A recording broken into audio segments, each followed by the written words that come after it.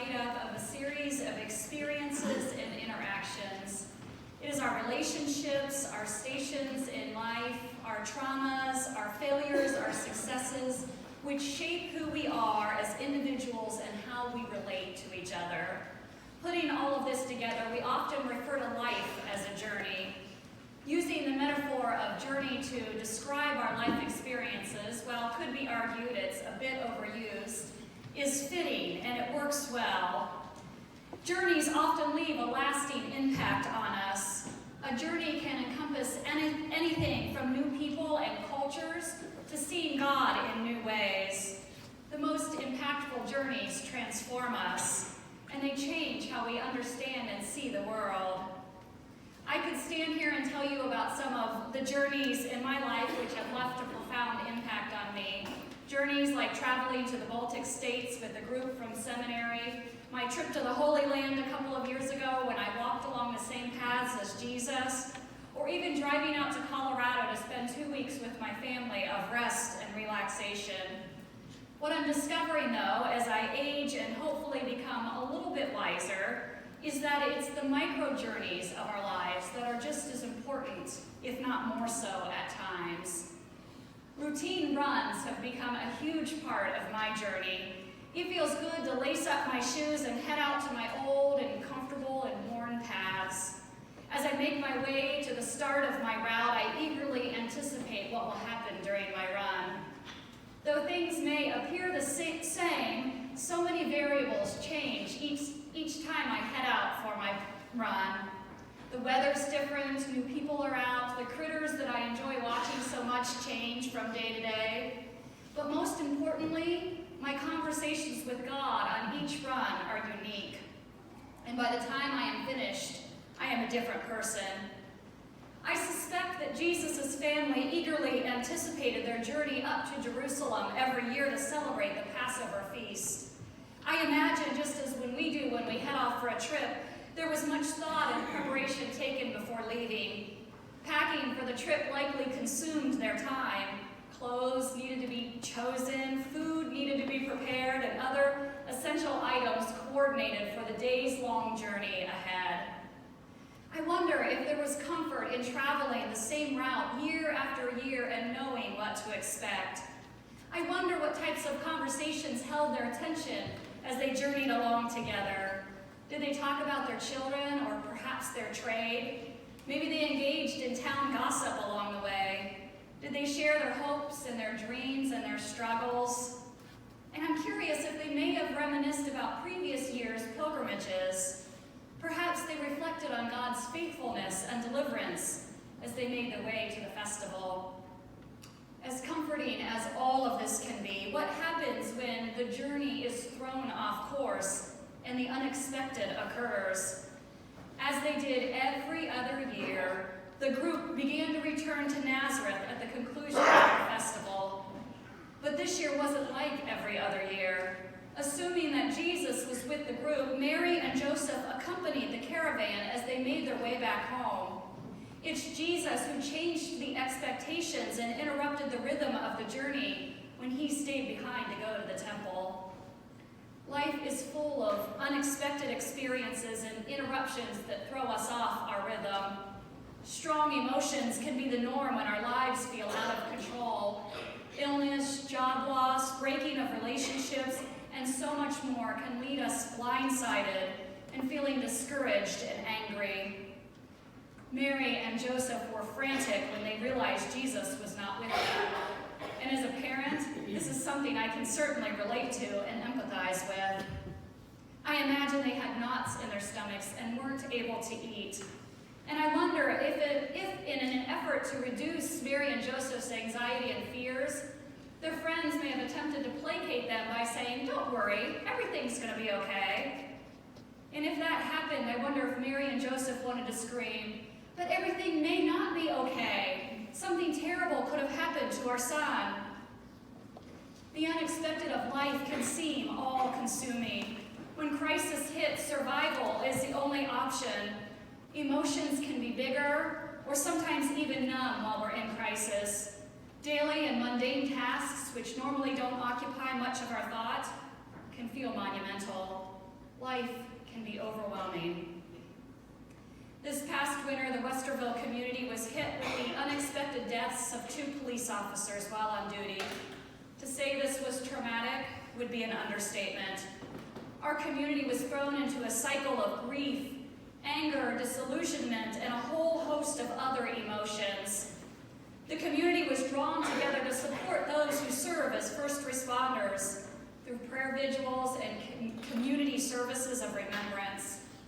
It was important for many to affirm those who protect and serve and to remind them that they are important and appreciated. The shock of the situation spurred conversations full of disbelief. How could something like this happen in our community? The grief was palpable.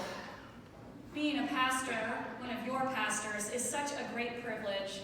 I was trusted with anguish and concerns. In our church community, I heard desires to talk about underlying issues of pain and separation. Topics of domestic violence, racism, and poverty were on people's minds.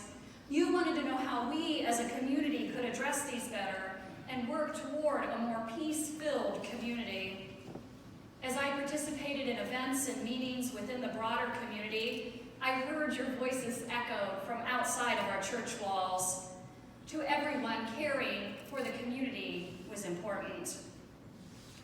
Reading today's scripture as 21st century Christians, we often focus our attention and place heavy importance on Jesus' wisdom in the temple. This was not the case for Mary and Joseph.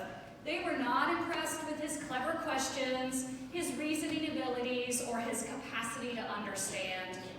Their reaction when they finally found him was filled with both relief and extreme exasperation.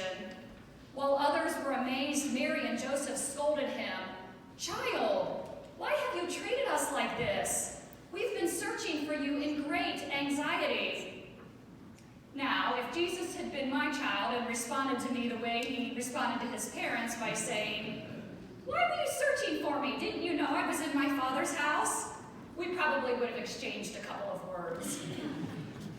But this was not the case for Mary and Joseph. This interaction between Jesus and his parents marked a shift in relationship as Jesus' journey was transitioning into a place of maturity. Though this marked a transition period for their relationship, Jesus wasn't exactly clear what he meant when he said, "Didn't you know I was in my Father's house?" I presume Mary and Joseph figured he was talking about being in the temple. But a better translation of Father's house from the Greek means to be bound together with God. While we obviously aren't Jesus, I wonder how often we think of our lives as being bound together with God. Being created in God's very own image, we are all bound to God, intertwined inexplicably.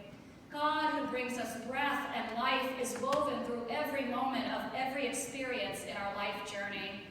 And it is through God that we are all bound to one another. The journey of Westerville over the past year has not been easy. And while it hasn't been easy, it has been one that's been marked by growth. Attending community events and meetings, I've witnessed and been a part of conversations with faith and city leaders who share a desire to bring about a stronger community. As groups wrestle with what this may look like, some faith and civic groups have hosted roundtable conversations to get to know the community better. There are some in our congregation who have reached out to our city leaders, expressing both concerns and dreams for a better community. These steps, along with what happens in the future, are key indicators of a community being transformed. And this is what the work of growing God's kingdom of peace and justice looks like. A community journey is made up of individual journeys throughout distinctive lifetimes. Micro journeys encompassing experiences of education, familial relationships, social status, race, culture, and religion have all coalesced into the journey of Church of the Master, which is a part of the bigger journey of Westerville. All of these life interactions come together to make up who we are as individuals and who we are as people of God. Desmond Tutu puts it best when he says, "The quality of human life on our planet is nothing more than the sum total of our daily interactions with one another." Our daily interactions with one another are important. And they are important because they have the power to shape and change our journeys. As we are shaped and changed in transformative ways, a maturity and an ability to reflect grows. Leaving Jerusalem without Jesus changed Mary and Joseph. Not only did the initial trauma affect them profoundly, but over time they could look back on their experience and learn new lessons. As Mary treasured all of these things in her heart, I suspect she began to see more clearly who Jesus really was and appreciated her own role in how she was shaping him. When people ask me about my call to ministry story, they're often looking for an event to explain why I may have made a choice that may seem odd to some. And being unexpectedly called into vocational ministry is the narrative I often use to describe my journey. I typically start with my transformative experience I had with God through the Bluebird that I've shared with you on numerous occasions. Sometimes I start with the sermon that I heard when the preacher was talking about his later in life call to ministry. And as he was saying those words, I heard God say to me, "Wake up, girl, that's you I'm talking to." But the reality is both of these experiences are micro-journeys on my life journey. Through the gift of time and reflection, I'm able to see that my call to ministry story began as God knit me together in my mother's womb. It continued at my baptism and through those in the church who agreed to nurture me in the faith and ensured that I knew that God was love. God called me through Sunday school classes, Bible studies, mission work, and youth group. God wooed me when I saw not one, but two female preachers in the pulpit during my formative years. God's call has been through people who have invested deeply in me, through prayers and teaching and preaching, guiding, correcting, and encouraging. The sum of my life experiences, my love, anguish, grief, and joy, they're all a part of my call story, and it's been an unexpected journey. In this season of Christmas, we emphasize our incarnate God. It is our God who took on the fragility of the human body, human emotions, and human spirit through Jesus Christ. It is our God who understands the pains and joys of human life. It is our God who was humbled and humiliated. And it was our God who stands by and with us each and every step along our journey. As we reflect on our journeys, may we soften our hearts and widen our minds to let God's grace work in and through us. As God continues to mold and transform us, may we be reminded that we are cradled in love and are being transformed into the fullness of love in which we were created. This is the God who is inexplicably intertwined into our lives. An unexpected journey indeed. Amen. Will you join me as we prepare our hearts for a time of prayer?